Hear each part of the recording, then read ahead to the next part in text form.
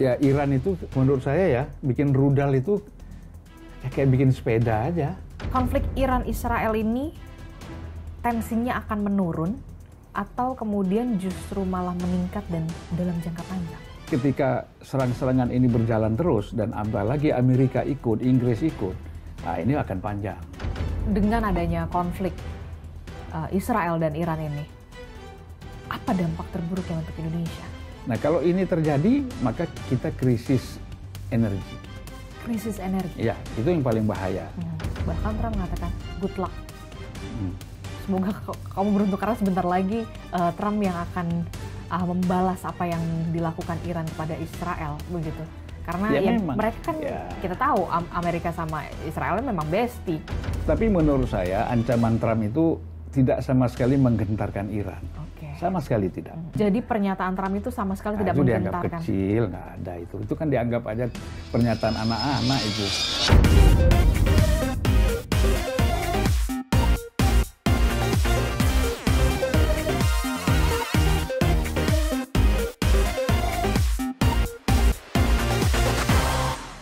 Hai, kembali lagi di On Point with Adisti Larasati. Ada beragam isu dan juga berita yang kemudian banyak sekali disorot publik di pekan-pekan hari ini, begitu ya. Salah satunya adalah bagaimana perang Iran-Israel yang hari-hari ini makin memanas, begitu ya, antara Iran dan juga Israel. Yang terbaru adalah bagaimana kemudian rudal-rudal dari Iran terus membombardir wilayah Israel. Bagaimana dampaknya terhadap Indonesia dan apa yang bisa dicermati dari konflik antara Iran dan juga Israel di hari-hari ini?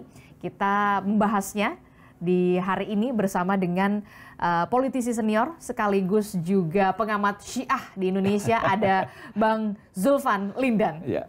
Halo Bang Zulfan. Apa kabar? Baik. Senang sekali sudah bisa hadir Bang Zulfan di studio saya di On Point with Adisti Larasati. Tapi bahasannya agak panas nih Bang. Iya, iya. Bahasannya konflik Iran-Israel yang lagi hangat sekali diperbincangkan. Akhirnya dari sekian banyak negara-negara di Arab, begitu ya, ketika ada konflik antara Israel dan Palestina, Gaza, akhirnya Iran adalah negara pertama yang berani kemudian membalas, begitu ya. Ini sudah terprediksi, Iran adalah salah satu negara yang paling berani untuk membalas Israel. Ya, saya kira begini kan, Israel itu ketika menyerang Gaza, itu kan sekaligus pada tahap berikutnya dia menyerang proksi-proksi Iran di Timur Tengah, ya, Hizbullah di Lebanon, kemudian termasuk Houthi, termasuk juga di Irak itu ada semacam Hizbullah ya di Irak. Nah, Israel merasa berhasil setelah membunuh Hasan Nasrullah, ya kan, kemudian dibantu Trump membunuh yang namanya Qasim Sulaiman di Irak, ya. Lalu dia merasa jumawa kan, saya bisa nih habisin proksi-proksi Iran. Tinggal kan sekarang bagaimana dia harus belum selesai nih bagi Israel, dia harus menyerang Iran, gitu, dengan alasan pusat-pusat nuklir Iran itu harus dihabisi, ya kan? Walaupun itu sebenarnya Badan Atom PBB itu kan mengatakan sampai saat ini Iran itu belum melakukan pengayaan uranium dan waktunya masih panjang, gitu loh, ya kan? Tetapi isu itu kan dipakai terus, persis seperti pada masa 2003 isu untuk menyerang Saddam Hussein itu kan ada bom kimia, itu kan padahal nggak pernah terbukti, ya kan? Jadi menurut Anda ini hanya sebatas alasan saja? Iya, alasan. Sebenarnya tujuan utamanya adalah bagaimana menggulingkan rezim ini, rezim yang disebut dengan rezim revolusi Islam Iran ini, dengan rezim boneka. Yaitu, jadi polanya sama ya sebenarnya? Ya sama, kan gini, Iran sebelum revolusi 79 itu kan betul-betul negara yang sahabat dekat Israel pada masa zaman Syah Iran. Mengapa? Karena pada masa Syah Iran itu kan sekuler banget, gitu kan. Negara sekuler, bukan negara agama, ya kan. Nah, jadi cocok dengan Israel. Begitu terjadi revolusi, dipimpin Imam Khomeini, pertama sekali kebijakannya adalah menutup kedutaan Israel di Teheran, kemudian mengganti dengan kedutaan Palestina. Nah, ini kan prosesnya begitu. Nah, jadi sudah kelihatan itu perbedaan dan permusuhannya sejak tahun 79 itu ya, setelah revolusi itu. Jadi kalau kita lihat memang ini sebenarnya persoalan. Nah, saya kalau mengkaji dari apa yang disampaikan oleh Francis Fukuyama, itu ada pertemuan di Yerusalem, atau nama kunonya disebut Ursalim, yaitu CIA, SIS, M16-nya Inggris, dan Mossad itu dapat pengarahan dari Francis Fukuyama. Kita tidak akan pernah menang jika berperang dengan Iran yang mayoritas adalah Syiah. Perang tidak akan pernah menang. Dia bilang, ingat nggak 10 tahun kita menggunakan Irak untuk menyerang Iran. Semua kekuatan Amerika, Eropa ikut. Toh Iran yang menang, ya kan? Akhirnya PBB keluarkan ultimatum gencatan senjata, akhirnya damai. Posisi menang kan ada di Iran. Padahal waktu itu, ya tahun 1980, Iran baru revolusi, kucar-kacir, nggak punya apa-apa. Tapi kok bisa menang? Gitu loh. Nah, ini apa? Kalau menurut saya Francis Fukuyama, Iran itu, ya kebetulan mereka Syiah ya, gitu loh. Mereka itu ada dua kekuatan. Istilahnya Fukuyama itu pakai istilah sayap. Ada yang satu sayapnya hijau, yaitu keyakinan kepada Mahdawiyah, Mahdiisme. Jadi mereka tidak akan pernah putus asa, tidak pernah merasa sedih. Karena apa? Ada harapan dari kepemimpinannya Al-Mahdi ini. Itu keyakinan. Itu Francis Fukuyama menjelaskan itu di depan CIA dan Mossad. Nah, kemudian yang kedua dia bilang kerinduan kecintaan kepada martir. Kepada mati syahid karena mengingat peristiwa Karbala terbunuhnya cucu Nabi Imam Husain alaihissalam. Nah, itu bagi mereka itu dua kekuatan itu. Itu yang menjadi kekuatan Iran. Ya, jadi di Iran itu ada namanya Basij. Itu laki perempuan jumlahnya hampir 40 juta. Itu siap berperang semua. Gitu loh. Siap mati syahid. Siap mati syahid. Mereka dilatih militer, dilatih bela diri, dilatih segala macam laki perempuan. Nah, jadi katakanlah misalnya perang selesai, bukan nuklir apa? Misil, bom segala macam ini rudal selesai, kan perang darat. Pasti Iran lebih kuat. Lebih kuat pasti. Sejarah 10 tahun ketika perang Iran-Irak. Sebenarnya itu bukan perang Iran-Irak. Irak hanya dipakai oleh koalisi Amerika untuk menyerang Iran gitu loh. Nah, jadi kalau kita lihat di sini Fukuyama itu sudah menjelaskan jangan coba-coba menyerang mereka. Jadi apa yang harus kita lakukan untuk melemahkan Iran? Kan gitu dia kasih. Dia bilang salah satunya adalah bikin Iran itu seperti Azerbaijan, seperti Bahrain misalnya, atau daerah-daerah yang mayoritas Syiah, tetapi mereka udah sekuler, mereka liberal. Nah, selama kita tidak bisa merubah cara berpikir mereka, menciptakan ideologinya masih ideologi, selama tidak bisa memisahkan antara pengikut Syiah dengan Al-Mahdi, dengan Al-Husain, kecintaan itu tidak ada jarak, dia bilang kita nggak mungkin bisa menang. Walaupun perang berapa puluh tahun pun kita nggak bakal menang. Itu penjelasan dia seperti itu gitu. Karena gini, kita lihat begitu ya, Iran adalah negara satu-satunya yang paling pertama. Kalau biasanya kan negara-negara biasa lah, ya udah berpidato, kita mengutuk keras, kita segala macam standar lah ya. Tapi Iran kemudian membuktikannya dengan membombardir Israel dengan apa ya, dengan keberanian gitu. Bahkan yang terbaru saya baru baca itu rudal sijil 1 ton, luar biasa. Jadi sebenarnya seberapa besar kekuatan dari Iran ini? Jadi saya kan sudah pernah dulu berkunjung ya ke beberapa tempat di Natan, di beberapa tempat rencana mereka membuat rudal-rudal ini, itu memang serius. Jadi Iran ini kan setelah diembargo, jadi begini, ini cerita sedikit. Ketika diembargo, kena sanksi oleh Amerika dan Barat, kan pada sedih semua. Iya kan? Jenderal sedih, pengusaha sedih, ada ulama-ulama juga sedih. Datang kepada Imam Khomeini, bagaimana nasib kita ini setelah diembargo? Imam Khomeini itu bilang, inilah embargo, inilah kalian menjadi kuat. Inilah momentumnya. Nah, momentum. Begitu diembargo, mereka langsung bangun kekuatan. Karena mereka tahu mereka dikelilingi oleh bukan Amerika langsung, tapi ada Saudi, ada Emirat Arab, ada Bahrain, ada Yordan. Ya kan, dulu Irak pada masa Saddam Hussein masih ada, ya kan, Pakistan pada sebelumnya, Afghanistan, itu kan semuanya mengelilingi Iran. Tidak ada jalan lain kecuali dia membangun kekuatan sendiri. Nah, makanya dia di sana kita bilang dia embargo. Tapi kan yang namanya train itu kan lebih canggih dari kita. Lokomotifnya bikin sendiri, semua bikin sendiri, ya kan? Kita produksi mobil masih ngomong-ngomong, dia sudah banyak produksi mobil di sana, ya kan?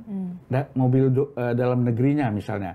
Jadi memang kekuatan untuk menciptakan mulai dari teknologi otomotif sampai pada teknologi militer yang canggih, dia sanggup.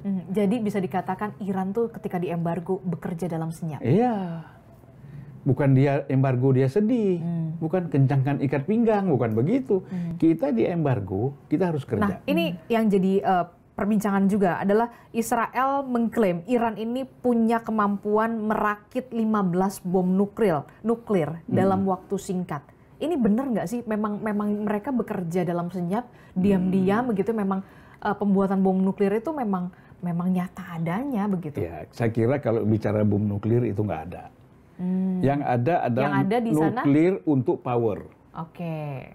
Ya, untuk power, untuk listrik, untuk apa? Karena suatu negara seperti Pakistan misalnya, walaupun India, walaupun mereka itu miskin, kita katakanlah ketinggalan, tapi karena ada nuklir, itu semuanya kan murah. Listriknya murah, semua murah. Nah, ini yang kemudian jadi was-was di Israel. Jadi sebenarnya nuklir, senjata yang diisukan senjata nuklir ini sebenarnya hanya Israel ingin pintu masuk untuk menyerang Iran, gitu. Dan dia nggak tahu sebenarnya Iran itu mempersiapkan, ya Iran itu menurut saya ya bikin rudal itu kayak bikin sepeda aja. Bikin rudal kayak bikin sepeda? Iya, gampang aja. Segampang itu dan secepat itu gitu, karena memang ada bahan bakunya. Karena kan mereka punya baja besar. Kita aja impor baja tuh dari Iran. Iya. Ya, Iran itu besar sekali. Nah, negara itu kalau sudah punya baja, itu bisa bikin tank, bisa bikin apa saja, kapal selam, pesawat, semua kan bisa. Nah, Iran itu siap itu. Tinggal dia bagaimana kemudian orang-orang yang ahli teknologi senjata, teknologi militer yang dulu pada zaman Shah Iran, mereka lari ke Amerika, ke Eropa, ketika revolusi dia balik lagi. Nah, ini yang banyak dibunuh oleh Israel juga beberapa kan dengan cara-cara Mossad itu. Nah, jadi mereka nggak sulit untuk menciptakan rudal-rudal ini. Ribuan dia bisa bikin kok. Ini aja yang kemarin sijil 1 ton lebih kan? Nah, ini jadi, mungkin baru awalan nih. Ada yang lebih parah lagi nggak kalau menurut kita itu kalau sebenarnya ini baru di-spill nih, sebenarnya sijil tuh baru di-spill aja gitu. Ada yang intinya nanti dulu itu yang gimana? lama-lama dulu yang lama-lama dulu dikeluarin gitu. Supaya Israelnya habis energi kan, energinya terkuras, ngelawan yang rudal-rudal lama baru dikasih yang serius gitu. Nanti akan ada lagi yang lebih serius lagi. Berarti mereka. Ini baru pemanasan? Ih, serem banget loh. Karena begini, kenapa dulu waktu Israel pada bulan berapa bulan yang lalu menyerang Iran kan, Iran balasnya setimpal. Gitu loh, walaupun mungkin impas lah ya. Impas. Tapi kali ini Israel ini sudah keterlaluan, ya kan? Sudah mulai menyasar militer, menyasar sipil, kemudian sampai berapa jenderalnya meninggal, ahli nuklirnya meninggal. Nah, makanya dibalas. Tetapi kan Israel membalas lagi, membalas ini, sehingga tidak ada lagi yang namanya jeda, ya, seperti yang pertama dulu. Akhirnya ini akan berlanjut terus. Makanya kan perang ini sebenarnya di samping persoalan militer, juga psikologis, juga di samping itu ada ideologis kan. Betul. Makanya di sini pendekatannya adalah, kalau Iran ini kan selalu pendekatannya tuh agama plus ideologis. Gitu. Artinya memang kita lihat dulu. Kalau dengan filsafat misalnya ada Tesa. Ini kan Tesanya kan yang kasih si Israel nyerang. Di Iran balas menjadi antitesa kan. Nah sekarang sintesanya seperti apa? Mau perang terus? Ya kan sintesanya? Mau perang terus? Mau detente dulu? Peredaan ketegangan? Atau seperti apa? Nah disinilah sebenarnya Israel itu sangat bergantung kepada Amerika. Kepada Trump. Kalau misalnya Trump bilang Trump tidak membantu Israel untuk menyerang Iran. Tapi kan kenyataannya adalah kemarin Trump sudah mengatakan gimana nih responnya Trump dengan menyerang terus Israel. Bahkan Trump mengatakan good luck. Semoga kamu beruntung karena sebentar lagi Trump yang akan membalas apa yang dilakukan Iran kepada Israel begitu. Karena ya mereka kan kita tahu Amerika sama Israel memang bestie. Tapi menurut saya ancaman Trump itu tidak sama sekali menggentarkan Iran. Sama sekali tidak. Apalagi menggentarkan kepemimpinan spiritualnya kan. Sama sekali enggak. Mereka sudah bergantung sama Tuhan kok. Dan mereka berkomunikasi dengan banyak hal dalam dunia spiritual. Jadi sama sekali nggak ada ketakutan. Jadi pernyataan Trump itu sama sekali tidak menggentarkan. Itu dianggap kecil, nggak ada itu. Itu kan dianggap aja pernyataan anak-anak itu. Pernyataan Trump nakut-nakutin, ya kan? Kalau begini, kamu begini, mana ada didengar? Ya buktinya kan dia bom terus kan Israel kan? Jadi nggak ngaruh nggak ngefek kalau anak sekarang. Enggak lah. Trump ini ketakutan. Gini, ini Trump ini kan kalau dia ikut, kemudian pangkalan militer di Timur Tengah ada di Saudi, ada di Emirat, ada di Kuwait, ada di Bahrain, ada di mana-mana, itu kan akan dibom sama Iran. Nah, negara-negara ini kan pasti kena imbasnya kan. Nah, negara ini bilang, kalau kamu ikut, kita kena nih. Dan tahu sendiri raja-raja Arab, sultan-sultan Arab itu kan hidup mewah, bergelimang harta dan macam-macam, ya kan? Kena bom seperti ini kucar-kacir ketakutan dia. Pasti. Nah, makanya dia juga ngomong sama Trump, gitu, jangan ikut campur, gitulah. Biarlah ini berdua, gitu loh. Nah, tapi kalau Trumpnya memang bandel, bersikeras, tetap mau bantu Israel, Iran bilang ya monggo, kami akan hancurkan. Karena rudal sijil itu kan bisa kena, ya namanya Houthi aja berat. Amerika udah berapa kali nyerang Houthi nggak bisa kalah, apalagi Iran. Nah inilah saya kira nasihatnya Prancis Fukuyama itu harus dia dengar, ya kan? Jangan coba-coba nyerang mereka. Tapi ini yang kemudian jadi pertanyaan juga gitu ya. Wah Iran nih berani banget nih akhirnya ngelawan juga gitu kan, menghantam Israel dan juga ya ngajak perang juga lah ke Amerika gitu kan. Ini logistiknya emang udah cukup aman, fulusnya dari mana nih? Itu kan jadi pertanyaan. Di dalam Iran ini kan Syiah. Di dalam Syiah itu kan ada yang namanya humus. Jadi setiap orang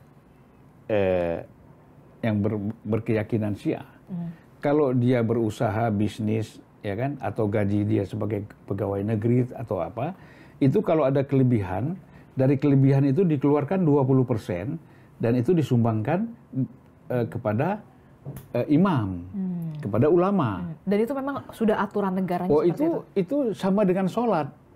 Jadi kalau seandainya orang Syiah yang tidak mengeluarkan humus, itu berarti percuma dia sholat, puasa, haji itu nggak ada gunanya. Karena salah satu rukun Islamnya nggak dijalankan. Nah kita juga di Sunni ya, ada zakat kan. Apakah semua orang Sunni mengeluarkan zakat? Iya makanya kayak nggak semua orang kemudian ada zakat penghasilan, iya kan? Ya. Terus ada zakat emas bahkan, ya kan? Apa orang mau gitu? Karena ini berkaitan dengan hukum yang sangat tegas gitu loh. Ya. Dan jelas.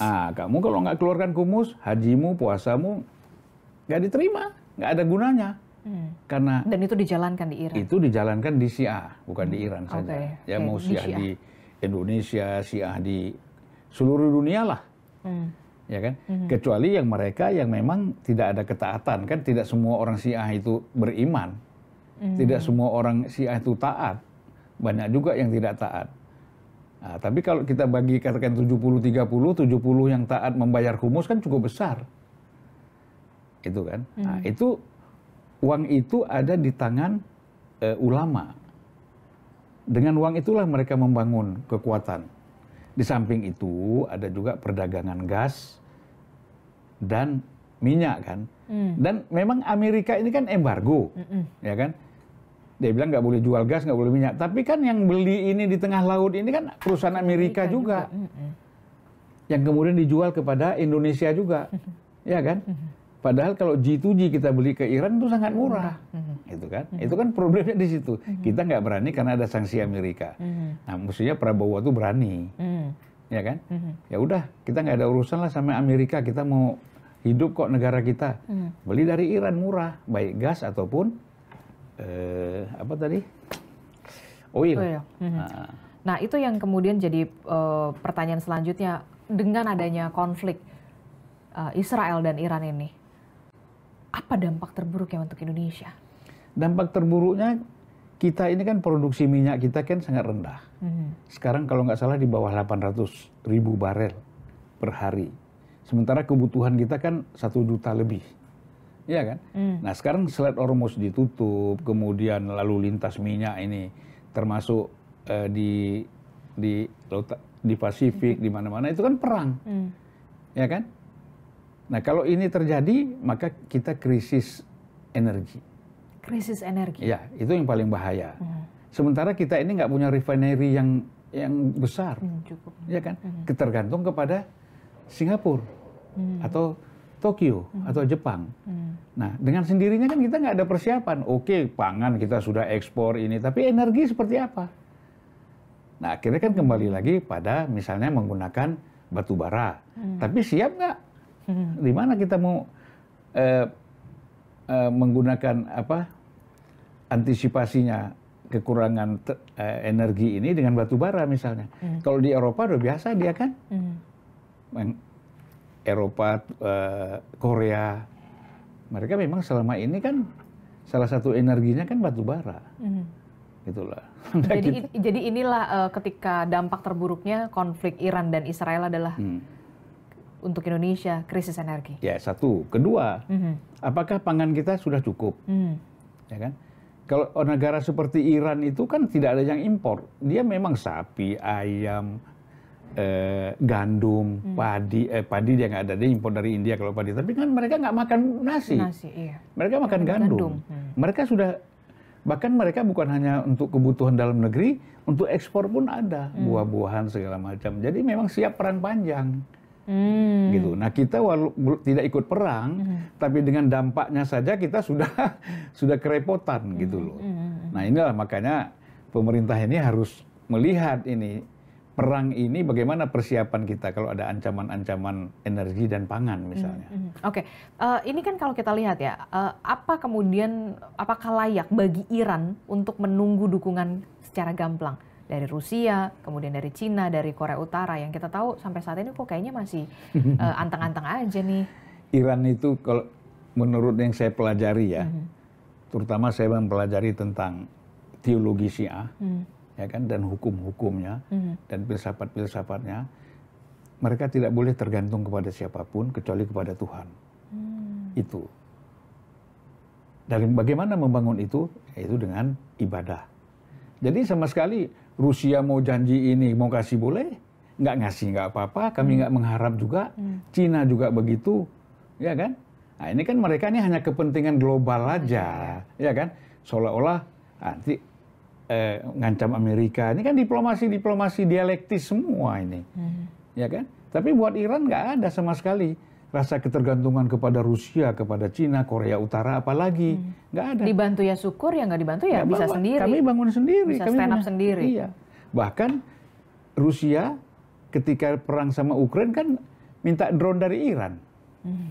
Iya kan? Bahkan ketika Rusia kena sanksi, minta tolong sama Iran bagaimana membeli saham senjata-senjata, pabrik-pabrik senjata Rusia yang nggak bisa produksi, dibeli sama Iran. Nah itulah salah satu yang membantu rudal ini kan, rudal dan RPG macam-macam. Nah, yang jadi pertanyaan selanjutnya adalah begini. Kita tahu kan kita ada warga, silahkan. Ada lebih dari 300 warga negara Indonesia yang kemudian katanya siap untuk dievakuasi begitu ya. Pemerintah Indonesia juga akan melakukan evakuasi karena Siaga 1. Nah ini kalau menurut dari pandangan Bang Zulfan ini, nanti akan lewat mana nih skema-skemanya? Oh, untuk evakuasi? Ya ke mereka pasti masuknya ke KUM dulu ya, ke KUM. Atau mereka bisa juga masuk ke Isfahan. Isfahan nanti ada yang Siraj misalnya, itu dekat ke Emirat. Ya kan? Dengan pesawat kecil, dengan kapal, mereka bisa masuk ke sana. Atau misalnya mereka bisa jalan darat masuk ke Bandar Abbas. Itu kalau jalan darat berapa lama? Ya tergantung daerah mananya, kan? Gitu loh. Kan mereka yang penting mau keluar dari Teheran kan? Iya, Teheran. Tapi Israel nampaknya kan tidak hanya menyasar Teheran. Kemarin Mashhad. Mashhad ini kota suci. Jadi kota suci itu bukan Qom. Kota suci itu adalah Mashhad. Karena di sana ada makam imam, ada masjid yang luasnya mungkin 8 kali lapangan bola Senayan. Nah, itu kan sempat pinggir-pinggirnya sempat kena bom kan, dan airportnya kan sudah kena juga.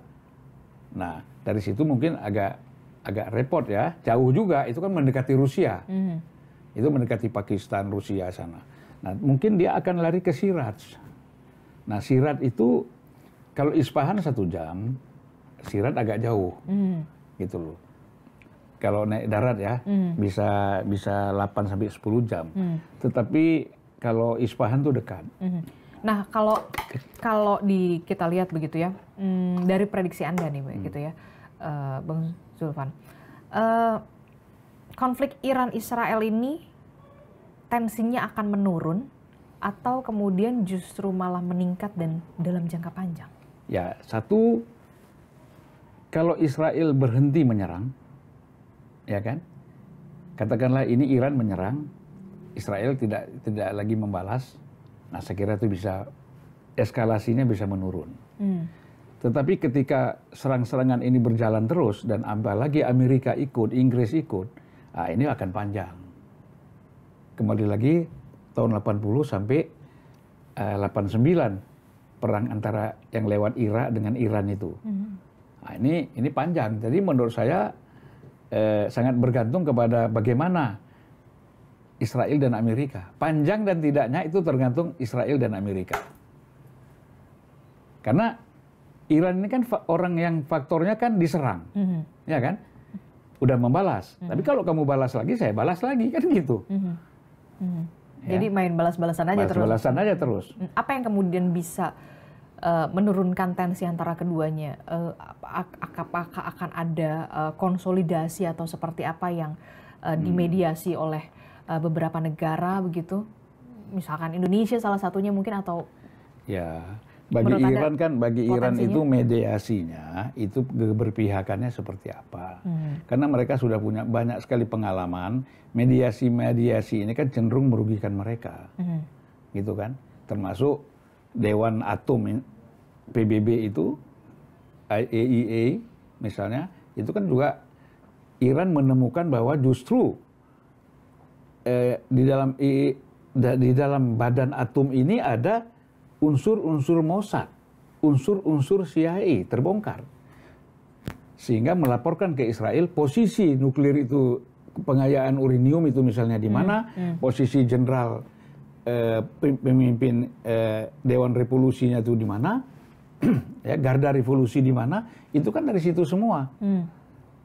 Gitu. Nah, Iran juga mulai hati-hati dan tidak percaya dengan pihak-pihak eksternal, ya, pihak lain yang ingin mendamaikan mereka. Misalnya yang mendamaikan Prancis, mau ikut di situ, Jerman ikut di situ, Inggris ikut di situ. Ini semuanya kan yang memasok senjata dan mendukung Israel dalam perang terhadap Gaza kan. Nah bagaimana Iran mau percaya?